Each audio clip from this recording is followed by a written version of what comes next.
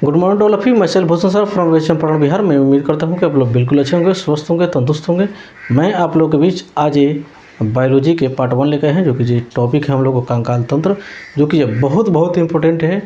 ये समझिए, आज इसको शुरुआत हम लोग कर रहे हैं, 2 से 3 पार्ट में इसे हम लोग ख़त्म कर देंगे।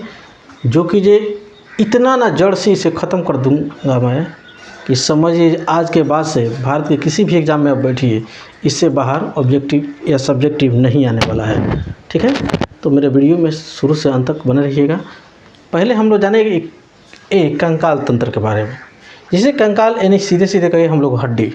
ठीक है, कंकाल के चलते ही हम लोग यहाँ पर हम सीधे खड़ा होकर आपके बीच पढ़ा रहे हैं। या कोई भी जीव जंतु है वो सीधे खड़ा हो पाता है या चल फिर पाता है। अगर ये कंकाल अगर नहीं रहता तो हम लोग शायद आज मास के क्या रहते, लोथड़ा रहते, किसी काम योग नहीं रहते। ठीक है, तो इसी के चलते हम लोग चल फिर पाते हैं।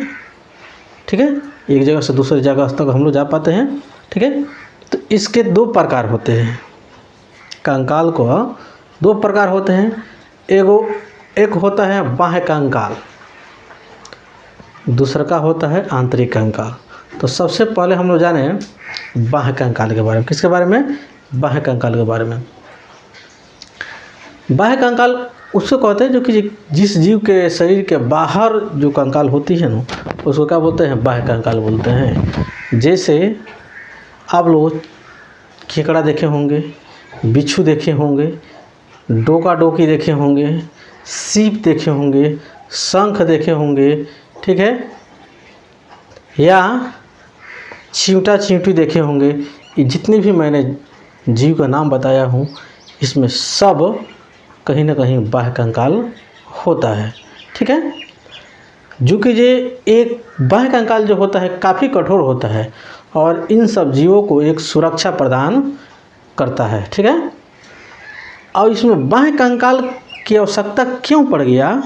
जब हम लोग रक्त जो चैप्टर है उसको जब हम लोग पढ़ेंगे, उसमें मैं आप लोगों को बताऊंगा जिसमें बाह्य कंकाल तंत्र रहने से क्या फ़ायदा या क्या लाभ होता है। ठीक है, दूसरा का है हम लोग को कंकाल का दूसरा का भाग, जो कि आंतरिक कंकाल। ठीक है, जो कि ये वैसे कंकाल जो कि जिसके शरीर के अंदर यानी मांसपेशियों के अंदर जो हड्डियाँ रहती है, कंकाल रहती है, उसको हम लोग क्या बोलते हैं? आंतरिक कंकाल बोलते हैं। ठीक है, जैसे मनुष्य हो गया, मनुष्य के अंदर ये क्या होता है? आंतरिक कंकाल होता है। तो फिर कहिएगा ये बाल, ये नाखून, तो ये एक्सेप्शन में आता है। ठीक है, समझ में ना, एक्सेप्शन में आता है। लेकिन जो मनुष्य होता है उसमें भी आंतरिक कंकाल होता है। ठीक है, गाय भैंस है उसमें भी आंतरिक कंकाल। तो फिर कहिएगा उसके खूर, उसके सींग एक्सेप्शन में आता है। ठीक है ना, तो उसमें भी क्या होता है? आंतरिक कंकाल तंत्र पाया जाता है। बकरी हो गया, ठीक है, उसमें भी बकरा हो गया, भेड़ हो गया, ऊँट हो गया, भैंस हो गया, गाय हो गया, ऐसे सब जीवों में ये क्या होता है? आंतरिक कंकाल तंत्र पाया जाता है। ठीक है, अब इसको जो है 2 भागों में बांटा गया। कितने भागों में बांटा गया है? 2 भागों में बांटा गया कंकाल तंत्र को। ठीक है, और ख़ास बात यह है एक कछुआ होता है। क्या होता है? एक कछुआ में दोनों कंकाल तंत्र पाया जाता है। आंतरिक कंकाल तंत्र भी पाया जाता है, बाह्य कंकाल तंत्र भी पाया जाता है। ठीक है, कछुआ के जो ऊपरी भाग होता है, ठीक है, उसमें बाह्य कंकाल तंत्र पाया जाता है। लेकिन जो उसका थुथुर होता है, उसका पूँछ होता है, ठीक है, उसका पैर होता है, उसमें क्या होता है? आंतरिक कंकाल तंत्र पाया जाता है। ये याद आप लोग को याद रखना पड़ेगा। ठीक है, एक कंकाल को 2 भागों में बांटा गया है, एक आस्थि, एक उपास्थि। तो सबसे पहले हम लोग जाने उपास्थि के बारे में, यानी जिसको बोलते हैं इंग्लिश में कार्टिलेज। क्या बोलते हैं? कार्टिलेज। कार्टिलेज जो होता है इसमें ये काफ़ी मुलायम होता है। क्यों मुलायम होता है? क्योंकि इसमें कैल्शियम फास्फेट का बना रहता है, इसमें कैल्शियम कार्बोनेट नहीं रहता है, जिसके चलते काफ़ी मुलायम होता है। ठीक है, आप लोग ज़रूर जो अगर मांसाहारी होंगे वो ज़रूर मांस खाए होंगे या जो आप लोग खाते हैं, जो लेग पीस खाते हैं या जो क्या बोलते हैं मुर्गी का जो पंजा खाते हैं, ठीक है, उसको खाते हैं तो आप लोग खाते होंगे तो कुछ वाइट से पार्ट हड्डी में देखते होंगे, जो कि हम लोग चुरमुरा के क्या करते हैं, खा जाते हैं, ठीक है। वो जो पार्ट ही कहलाता है क्या, कार्टिलेज यानी उपास्थि होता है, ठीक है। काफ़ी कोमल होता है, सॉफ्ट होता है, ठीक है, और वाइट होता है, ठीक है। उसको आराम से आदमी खा सकता है, ठीक है। और कार्टिलेज यानी उपास्थि की खास बात यह है कि उसमें किसी प्रकार के तंत्रिका तंत्र नहीं पाया जाता, किसी प्रकार में फेसल्स वगैरह नहीं पाया जाता है, ठीक है। और अगला बात यह है, जो अगला हम लोग को क्या पढ़ना है, अस्थि यानी जिसको बोन बोलते हैं, ठीक है। इसमें जो होता है इसमें बोन जो होता है उसमें आरबीसी का निर्माण बोन में ही होता है, ठीक है। इसके अंदर एक खोखला भाग होता है जिसमें बहुत से सारी नसें गई होती है, उसी में आरबीसी का निर्माण होता है, ठीक है। इसमें तंत्रिका तंत्र भी पाया जाता है, ठीक है।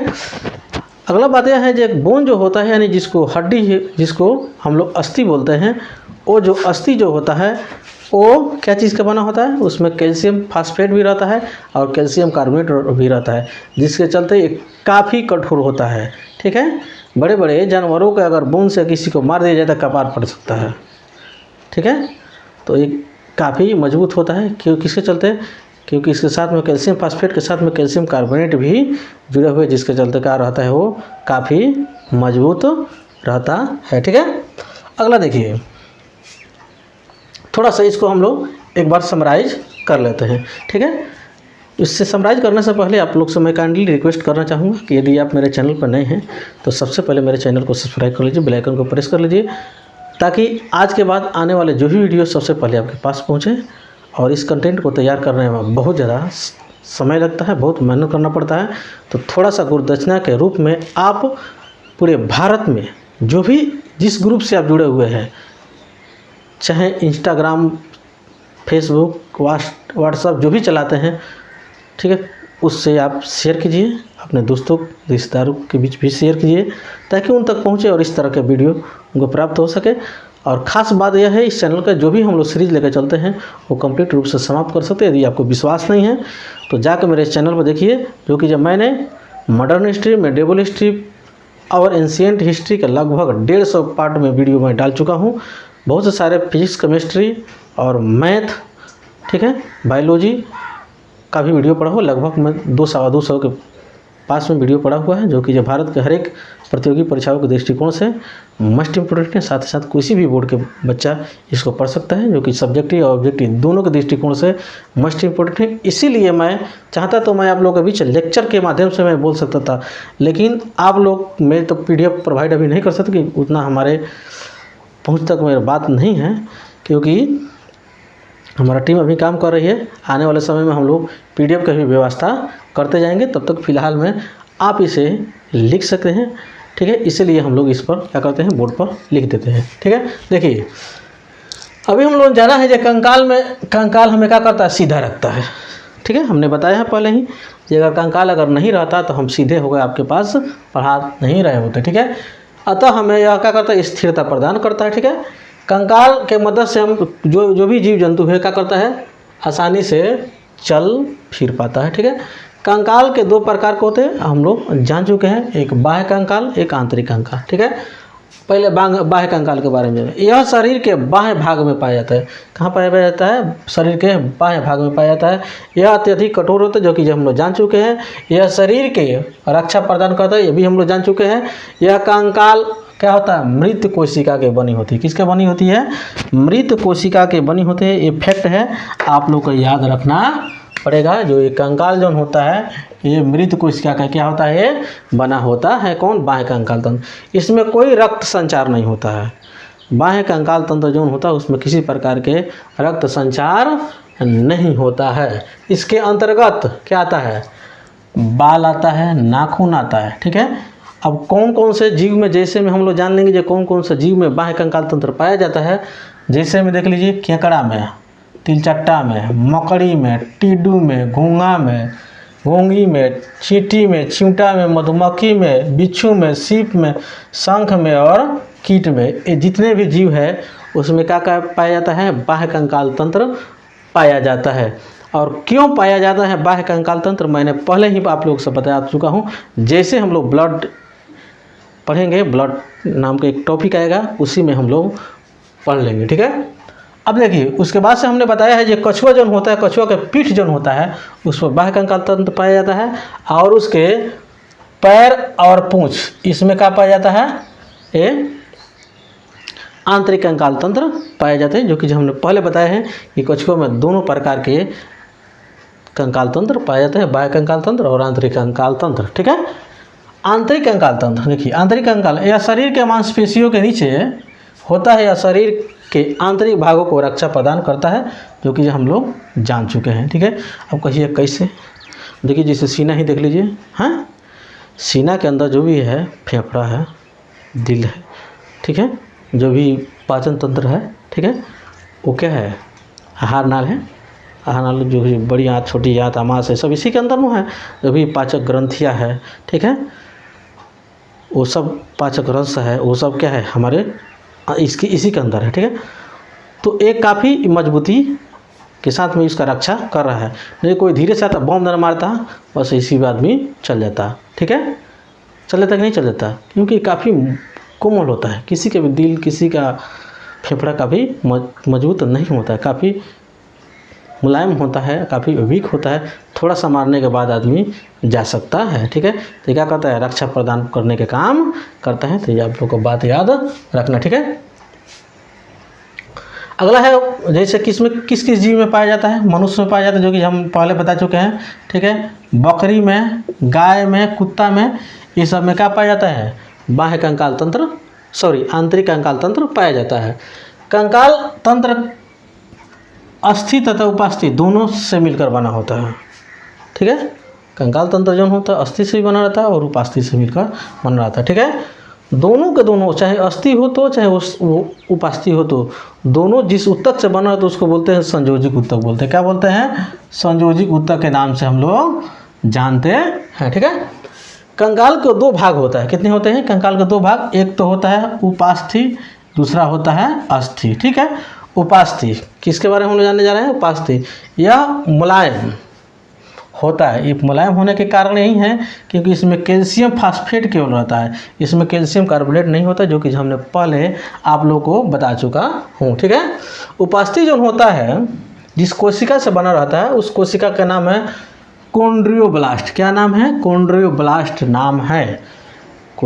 ये उपास्थि जिस कोशिका से बना रहता है, उस कोशिका का नाम है कॉन्ड्रियोब्लास्ट।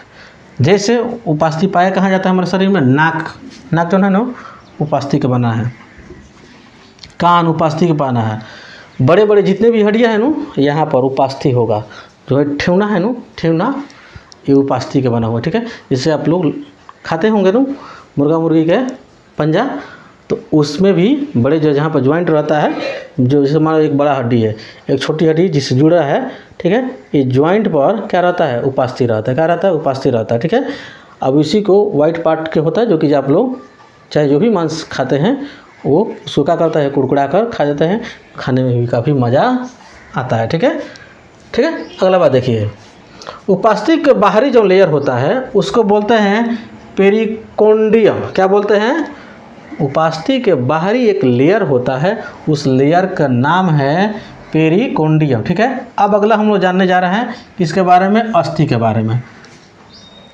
यह अत्यधिक कठोर होता है। अत्यधिक कठोर होने का भी मैंने कारण बता चुका हूँ, जिसमें कैल्शियम फास्फेट के साथ साथ कैल्शियम कार्बोनेट भी रहता है, जिसके चलते ये काफ़ी मजबूत होता है, काफ़ी कठोर होता है। हड्डियों का जो अध्ययन जो किया जाता है उसको बोलते हैं ऑस्टियोलॉजी बोलते हैं। हड्डी का अध्ययन, study of bone is called osteology, ठीक है। आगे देखिए, अस्थि ऑस्टियोब्लास्ट कोशिका से बना होता है। क्या कौन कोशिका से बना होता है? ऑस्टियोब्लास्ट कोशिका से बना होता है। मानव हड्डी में एक प्रकार के प्रोटीन पाया जाता है, जिस प्रोटीन का नाम है, क्या नाम है? उस प्रोटीन के नाम है कोलोजन। क्या नाम है? ये मानव के जो हड्डी जो होता है, जिस प्रोटीन से बना होता है वो प्रोटीन का नाम है कोलेजन, ठीक है। अस्थि में जो प्रोटीन रहता है उसको बोलते हैं ओसिन। क्या बोलते हैं? ओसिन। तो ये दोनों बात आप लोग को याद रखना पड़ेगा, ठीक है। अगला है अस्थियों में रक्त, नलिका तथा तंत्रिका तंत्र पाया जाता है, जो कि हमने पहले बता चुका हूँ। क्योंकि अगर इसमें तंत्रिका तंत्र नहीं रहता, अगर रक्त नलिका अगर नहीं रहता तो इसमें आरबीसी जो बन रहा होता है तो कैसे हमारे शरीर में दौड़ता? क्योंकि आरबीसी का जो निर्माण होता है कहाँ पे होता है? ये बोन में ही होता है, अस्थि में ही होता है। अगला देखिए, अस्थियों में रक्त नलिका पाई जाती है, हम लोग जान चुके हैं। अस्थियों में 50% क्या रहता है? जल, और 85% का रहता है कार्बनिक पदार्थ रहता है, जो कि ये फैक्ट के रूप में आप लोग को याद रखना है, ठीक है। अगला है हम लोग को उपास्थियों में तंत्रिका तंत्र तथा रक्त नलिका नहीं पाई जाती है। उपास्थि में आप लोग खाए होंगे तो जरूर महसूस किए होंगे, जैसे जो हड्डी जब होती है उसमें एक नली होती है, बड़ी बड़ी जो मोटी मोटी हड्डियाँ होती है, जो नली होती है, जिसको जो मांस खाते हैं और आराम से उसको उसमें के अंदर के चीज़ को, मटेरियल को चूसने में काफ़ी इंटरेस्ट लेते हैं, वो खा लेते हैं, ठीक है। आप लोग जो अगर खाए होंगे तो ज़रूर महसूस किए होंगे। लेकिन क्या कभी जो वाइट हम पार्ट बता रहे हैं, जो कि बड़े बड़े हड्डियों के ज्वाइंट पर वो रहता है, क्या अभी कभी वैसे आप लोग सीन महसूस किए होंगे? नहीं किए होंगे, क्योंकि इसके अंदर किसी प्रकार के नलिका वगैरह होता ही नहीं है, नहीं इसमें तंत्रिका तंत्र होता है, नहीं किसी पर इसमें कोई रक्त संचार के लिए नलिका होता है, ठीक है। अब देखिए, लेकिन भोजन तथा ऑक्सीजन की आपूर्ति किसके द्वारा इसके में होता है? लसिका के द्वारा होता है। किस में? उपास्थि में, ठीक है। मानव शरीर में उपास्थियों के उपास्थि कहाँ होता है? नाक में। अभी हम लोग जाने हैं नाक के हड्डी जो होता है श्वास नल है, जो श्वास नली है इस यही उपास्थि के बना होता है, ठीक है। बड़ी बड़ी हड्डियों के जोड़ पर, जिसको हम लिखे हैं संधि स्थल, वहाँ पर पाया जाता है, ठीक है। जो व्यक्ति 25 या 30 वर्ष के अवस्था के हो जाते हैं तो उनके जो हड्डी का जो घनत्व का होता है अत्यधिक हो जाते हैं। कितने होते हैं? अत्यधिक हो जाते हैं। जन्म के समय हड्डियों की संख्या लगभग 270 से लेकर 310 के बीच में होता है, लेकिन एवरेज में कहा जाए तो लगभग में 300 हड्डियाँ मैंने समझिए जन्म के दौरान होता है, ठीक है। बाल्य अवस्था में कुछ बहुत ऐसे सारी हड्डियाँ हैं जो कि आपस में क्या होती है? मर्ज हो जाती है, जो कि ये अंतोगत 206 को हड्डी यंग पर्सन में होता है, ठीक है। अब देखिए, जैसे अभी हम लोग पढ़ रहे हैं जो हड्डी में हड्डी जुड़ा रहता है, मांस में भी मांस जुड़ा है, नहीं हड्डी में भी मांस जुड़ा है। अगर एक दूसरे से जुड़ा नहीं रहता तो शायद जैसे ही हम लोग खड़ा होते तो हम कंकाल तंत्र इस तरह खड़ा है, हाँ मांस छील के गिर गया, नहीं समझ में नो। लेकिन ऐसे नहीं होता है, एक दूसरे से क्या रहता है? जुड़ा रहता है। एक दूसरे से जुड़ा रहता है, उसका अलग नाम भी होता है। अगर अस्थि से अस्थि अगर जुड़ा हुआ है, क्या चीज़ से जुड़ा हुआ है? अस्थि से अस्थि अगर जुड़ा हुआ है उसको बोलते हैं लिगामेंट बोलते हैं। क्या बोलते हैं? लिगामेंट। आप लोग को बात ये याद रखना पड़ेगा, जो अस्थि में अस्थि जुड़ता है तो क्या बोलता है? लिगामेंट कहलाता है। अगर मांस में अस्थि जुड़ता है, क्या जुड़ता है? मांस में अस्थि जुड़ता है, उसको टेंडम बोलते हैं। क्या बोलते हैं? टेंडम। याद रखना है, जब मांस में अगर हड्डी जुड़ा हुआ है तो उसको टेंडम बोलते हैं। अगर मांस में मांस जुड़ा है तो उसको बोलते हैं सेलेक्सर बोलते हैं। क्या बोलते हैं? सेलेक्सर बोलते हैं। जो कि आप लोग को याद रखना पड़ेगा, जब बहुत बार ये परीक्षा में बना हुआ है, ठीक है। जो भी हम लोग यहाँ पर इस सीरीज में, साइंस के सीरीज जो चल रहा है, इसमें जो भी हम लोग डिस्कस करेंगे, जिस तरह हम लोग हिस्ट्री में किए हैं, सेम टू सेम उसी तरह है, ठीक है। एक एक टॉपिक पर हम लोग ध्यान देते हुए एकदम जो भी लाइन होगा फैक्ट के रूप में होगा। थोड़ा सा वीडियो स्किप कीजिएगा, काम गड़बड़ हो जाएगा। अभी अच्छा लग रहा होगा तो लाइक करते जाइए, अगर नहीं किए हैं तो, ठीक है। अगला देखिए, मानव के शरीर के समस्त हड्डियों को, अस्थियों को दो भागों में बांटा गया है। एक होते हैं अनुबंधीय उपांगी, ठीक है। दूसरा का होता है अक्षीय, ठीक है। एक अनुबंधीय, दूसरा का होता है अक्षीय। तो अब हम लोग जाने अनुबंधीय उपांगी किसे कहते हैं। कंकाल शरीर की आंतरिक अंगों की रक्षा करता है, अभी हम लोग जान चुके हैं, तथा जंतुओं को चलने फिरने में मदद करता है, अभी हम लोग जान चुके हैं। इसके संख्या कितनी होती है? 126, यानी अक्षीय जो अस्थि होती है उसकी संख्या कितनी होती है? 126 होती है। और बाह्य कंकाल या आंतरिक कंकाल, ये दोनों को मिलाकर ये अक्षीय होता है। अब कहिएगा कौन? अरे हाथ में जो हड्डी है, पैर में जो हड्डी है, ठीक है, जो कुल्हा पर जो हड्डी है, ये कॉलर पर जो हड्डी है, इस पंखा के पीछे जो हड्डी है, ये जितने भी हड्डी है इसकी संख्या कितनी होती है? 126 होती है। इसको अनुबंधीय उपांगी बोलते हैं, ठीक है, समझ में नो? इस कहाँ पर कौन सी हड्डी होती है, उसका क्या नाम है, उसकी संख्या कितनी है, इसके अगले पार्ट में हम लोग कंप्लीट रूप से जानेंगे, ठीक है।